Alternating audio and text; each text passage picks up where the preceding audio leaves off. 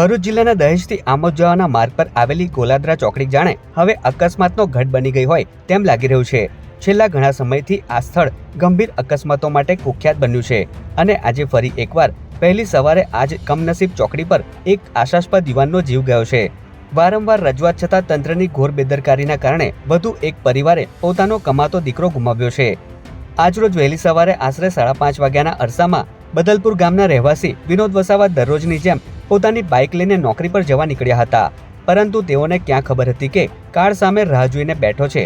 વિનોદભાઈ જ્યારે ગોલાદરા ચોકડી પાસેથી પસાર થઈ રહ્યા હતા ત્યારે ટ્રક ચાલકે તેમની બાઇકને જોરદાર ટક્કર મારી હતી। ટક્કર એટલી ભયાનક હતી કે વિનોદભાઈનું ઘટના સ્થળે જ કમકમાટી ભર્યું મોત નીપજ્યું હતું। વિનોદભાઈના મોતથી બદલપુર ગામ સહિત સમગ્ર પંથકમાં શોકનો માહોલ છવાઈ ગયો છે। આ સાથે જ લોકોમાં વહીવટી તંત્ર સામે ભારે આક્રોશ જોવા મળી રહ્યો છે। હાલ પોલીસ દ્વારા અકસ્માત અંગે વધુ તપાસ શરૂ કરવામાં આવી છે।